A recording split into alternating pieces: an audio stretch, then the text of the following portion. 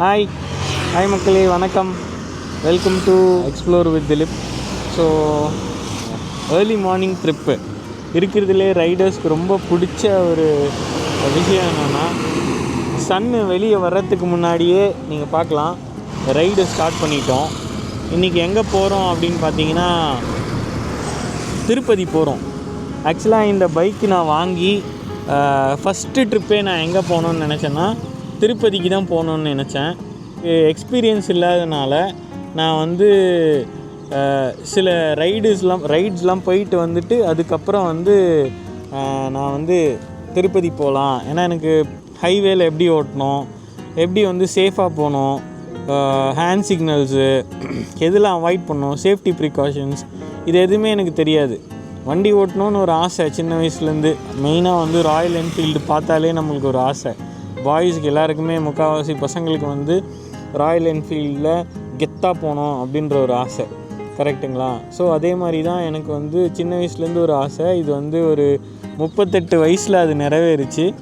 It's never too late to follow your passion. Any time you can follow your dream. So இன்றைக்கி இந்த இடத்த பார்த்திங்கன்னா ரொம்ப ஒரு பியூட்டிஃபுல்லாக இருக்குது. நம்ம காலையில் எழுந்துச்சி ஒரே மாதிரி ரொட்டீன் பண்ணிகிட்ருக்கோம். சாப்பிட்றோம், வேலைக்கு போகிறோம், திருப்பி வேலையிலேருந்து வெளியே திருப்பி வரோம், நைட்டு தூங்குகிறோம், அதுக்கப்புறம் அடுத்த நாள் திருப்பி அதே வேலையை பண்ணிகிட்ருக்கோம். ஸோ இந்த மாதிரி உங்களுக்கு டைம் கிடைக்கும் போதெல்லாம் இந்த மாதிரி ஒரு நேச்சரோடு நீங்கள் ட்ராவல் பண்ணும்போது உங்கள் மைண்டு ஆக்சுவலாக ஓப்பன் அப் ஆகும் for different possibilities. Life is full of possibilities இல்லையா? Infinite possibilities. ஸோ இந்த இன்ஃபினிட் பாசிபிலிட்டிஸை இந்த ட்ராவல் மூலயமா நம்ம எக்ஸ்ப்ளோர் பண்ணலாம். நம்மளோட ஐடென்டிட்டி நம்மளோட ஒர்க்கு மட்டும் அப்படின்னு நம்மளை டிஃபைன் பண்ணக்கூடாது. அதையும் தாண்டி நம்ம மல்டிப்புள் பர்சனாலிட்டிஸ் நம்மளுக்குள்ளே இருக்குது.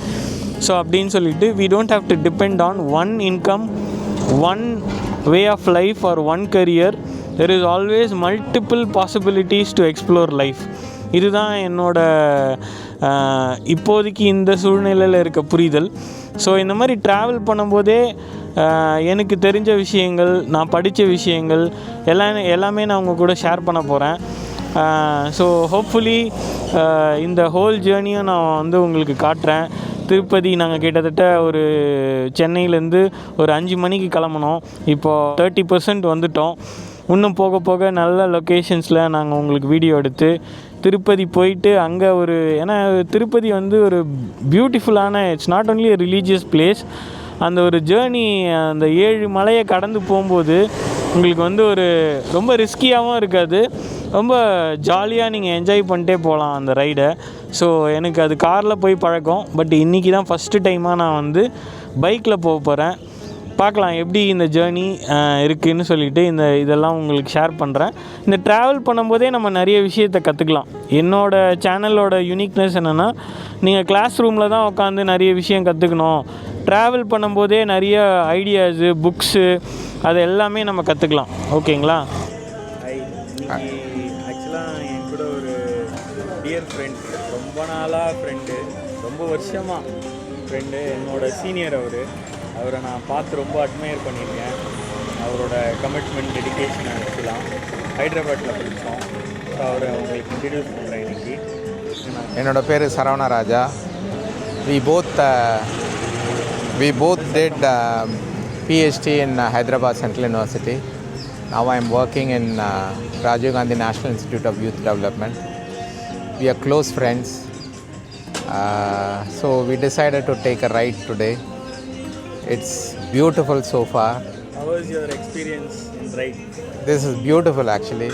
This is the first time I'm taking a ride. Okay, and very happy. And we'll update you on many things. ஒரே மாதிரியான டெய்லி வேலை, ஃபேமிலி, அதுலேருந்து உங்களுக்குன்னு டைம் ஸ்பெண்ட் பண்ணுறது எப்படி இருக்குது? We should all have me time. or நம்ம எல்லாருமே நம்மளுக்குன்னு ஒரு டைம் ஒதுக்கி we have to spend time with ourselves. That's very very important. That will actually perk you up. That will also give you some kind of energy to come back to the routine again.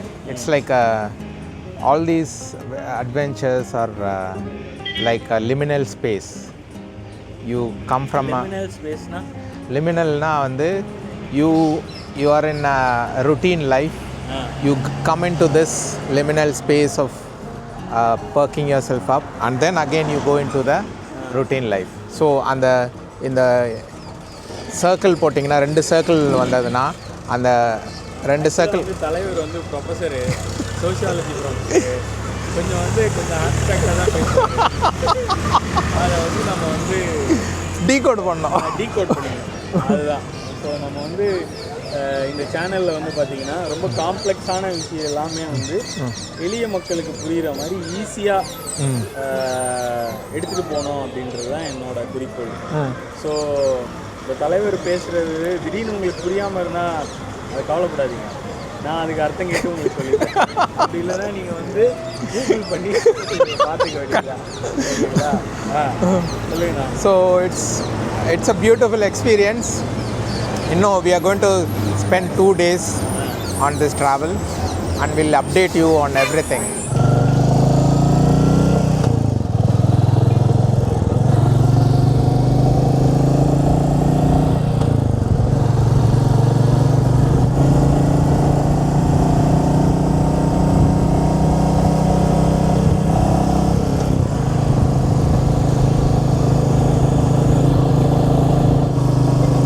So மக்களே, இப்போது இந்த மாதிரி right போகும்போது நிறைய விஷயத்த நீங்கள் observe பண்ணலாம். நீங்கள் காரில் போகும்போது, பஸ்ஸில் போகும்போது என்ன பண்ணுவீங்கன்னா அமைதியாக படுத்து தூங்குவீங்க, இல்லை மொபைலை பார்ப்பீங்க, எப்போயாவது வெளியே பார்ப்பீங்க. ஆனால் பைக் ரைட் பண்ணும்போது எல்லா இடமே நீங்கள் பார்ப்பீங்க. ஒரு சின்ன சின்ன விஷயத்தையும் வந்து நீங்கள் அப்சர்வ் பண்ணுவீங்க. திடீர்னு மழை பெய்யும், ஜில்லுன்னு காற்றடிக்கும், இந்த வயல்வெளியெலாம் அப்படியே பார்த்துட்டு உங்கள் மனசு வந்து ஒரு மாதிரி அமைதியாகிடும். யாருக்காவது லைஃப்பில் ரொம்ப டிப்ரெஷனாக இருக்குது, இல்லைனா வந்து மனசு வந்து அலமோதிட்டே இருக்குது அப்படின்னா கூட நீங்கள் என்ன பண்ணலான்னா அழகாக இந்த மாதிரி ரைடு வந்தீங்கன்னு வச்சுங்களேன், உங்கள் மனசு வந்து ஒரு மாதிரி பீஸ்ஃபுல்லாக ஆகிடும். ஸோ அதுக்கு தான் ஆல் ஓவர் வேர்ல்டு வந்து பைக்கிங் வந்து ரொம்ப பிடிக்குது. இந்த ரேசிங் போகக்கூடாது. ரேசிங் போகிறாங்க இல்லைங்களா, ஃபாஸ்ட்டாக போய் எங்கேயாவது இடித்து விழுந்து அப்படியே மடங்கி ஓட்டுறது, அது கிடையாது. நான் சொல்கிறது ரைடிங். க்ரூஸ் பண்ணோம்.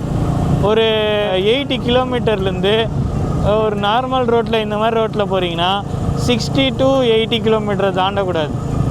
ஆனால் ஹைவேல போகிறீங்கன்னா இன்கேஸ் ரோடு எம்டியாக இருக்குது அப்படின்னா you can reach up to 100. நம்ம இந்தியன் ரோட்ஸ்க்கு அதுதான் வந்து ஒரு சேஃப் லெவல். சில பேர்லாம் சூப்பர் பைக் வச்சுருப்பாங்க, 600cc, அதுக்கப்புறம் 900cc, 1200cc, அது மாதிரி பெரிய சிசி வச்சிட்ருக்கிறவங்க சும்மா ஃபஸ்ட்டு கியர்லேயே வந்து 100 கிலோமீட்டர் போயிடுவாங்க. ஸோ அவங்க ஸ்பீடாக போகிறாங்கன்னு நம்ம ஸ்பீடாக போகணுன்னு அவசியம் இல்லை. நம்மளுக்கு போய் சேர்கிற இடத்த விட அந்த ஜேர்னி வந்து ரொம்ப முக்கியம். என்ன கேட்டிங்கன்னா, ஒரு நல்ல ரைடர் வந்து ஒரு இடத்துக்கு சீக்கிரமாக போய் சேரணும், ஃபாஸ்ட்டாக போகணும். ஆனால் போகும்போது அந்த ஜேர்னியை வந்து என்ஜாய் பண்ணிகிட்டே போகணும். இங்கே பாருங்கள், அழகாக மாம்பழம்லாம் வச்சு விற்றுட்ருக்காங்க. அங்கங்கே நின்று அந்த ஊருக்கு ஏற்ற கனியை சாப்பிடணும். இந்த கிராமப்புறங்கள்லாம் கூட நீங்கள் பார்த்துட்டு போகலாம். நம்ம இந்தியா பார்த்திங்கன்னா, நான் சிட்டியில் வாழ்கிறவங்களுக்கு என்ன நினச்சிட்ருக்காங்கன்னா, நம்ம இந்தியாவில் எல்லாமே அர்பன் பீப்புள் அப்படின்னு நினைக்கிறேன். அப்படி கிடையாது. இந்தியா வந்து இன்னமும் வந்து 60 to 70% வந்து ரூரல் பாப்புலேஷன் தான். அந்த ரூரல் பாப்புலேஷன் வந்து இன்னும் நிறைய பேர் வந்து விவசாயம் தான் பண்ணிகிட்ருக்காங்க. ஸோ நம்ம இந்தியன் எக்கனாமி வந்து மிகப்பெரிய ஒரு அக்ரிகல்ச்சர் எக்கனாமி.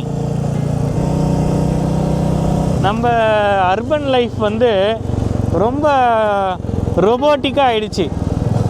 எல்லாம் மொபைலை பார்த்துட்டு நைட்லேருந்து காலிலேருந்து நைட்டு வரைக்கும் தூங்குற வரைக்கும், பாத்ரூம் போகிறது எல்லா நேரத்திலும் நம்ம மொபைல் தான் யூஸ் பண்ணுறோம்.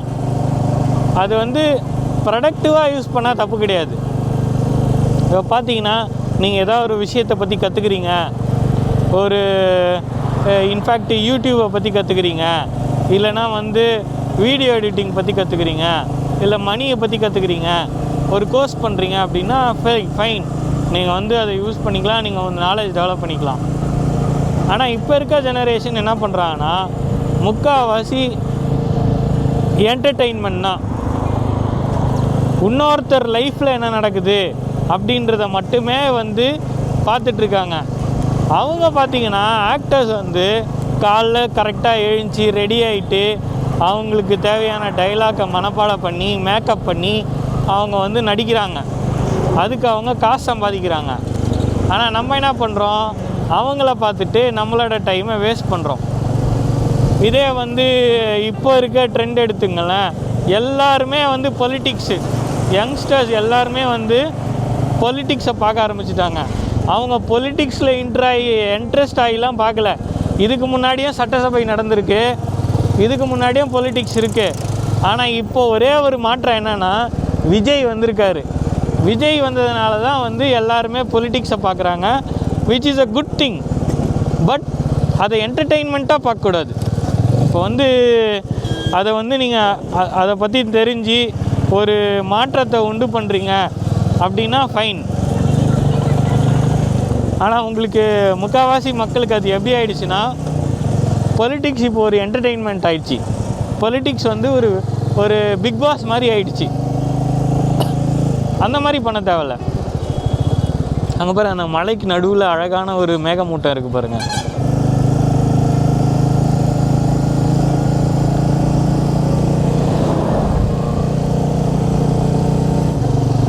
ஒரு இன்ட்ரெஸ்டிங்கான ஒரு ஃபன் ஃபேக்ட் சொல்லிட்டேன்னா,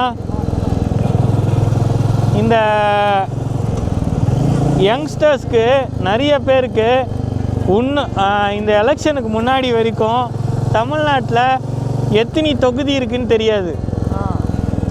இங்கே வந்த பிறகு தான், இந்த எலெக்ஷன் முடிஞ்ச பிறகு தான், ஆரம்பித்த பிறகு தான் வந்து எவ்வளோ தொகுதி அப்படின்னு தெரிஞ்சுது. அதுலேயும் இன்னொரு ஃபன் ஃபேக்ட் என்னென்னா, எவ்வளோ சீட்டு வின் பண்ணால் சிஎம் ஆகலான்றது தெரியாது.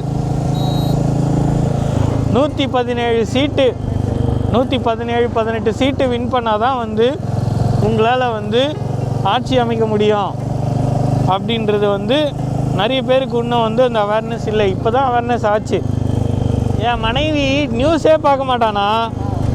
இப்போ பார்த்தீங்கன்னா ராத்திரியாக பார்க்கலாம் வெறும் நியூஸ் தான் பார்த்துட்ருக்காங்க மேடம்.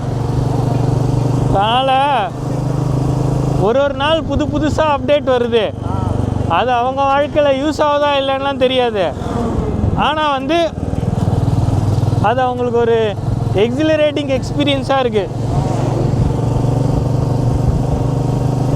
ஆனால் எனக்கு என்னென்னா, இந்த யங்ஸ்டர்ஸை டிமோட்டிவேஷன் பண்ணுறன்ற பேரில் டிஎம்கே நிறைய மோட்டிவேஷன் பண்ணி விட்டாங்க. என்னது கூட்டம் வந்து ஓட்டு போட மாட்டாங்க, எல்லாரும் ஓட்டு போட்டாங்க. யாருக்கும் தற்குறி சொல்லி நாலேஜில் இப்போ எல்லாருமே பொலிட்டிக்ஸ் பேச ஆரம்பிச்சுட்டாங்க. எல்லாமே அவங்களுக்கு ஆப்போசிட் ஆயிடுச்சு.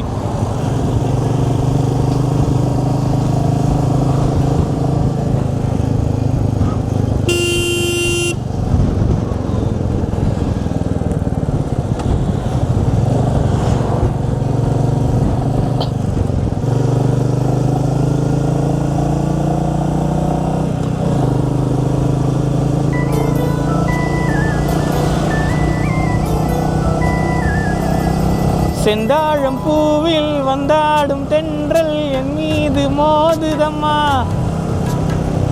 இது கரெக்டாக இருக்கும் அந்த பாட்டு.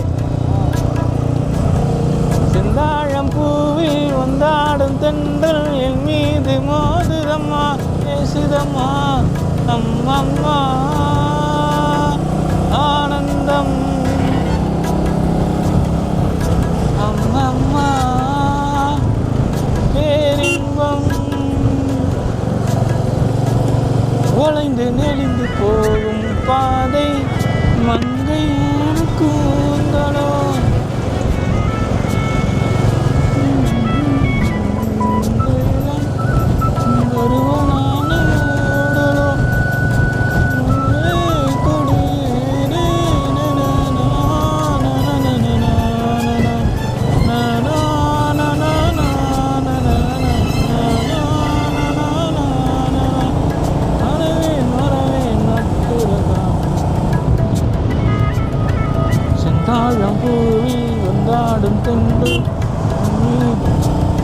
இப்போ ஒரு ரைடு போவோமா ஃபாஸ்ட்டாக பாருங்கள்.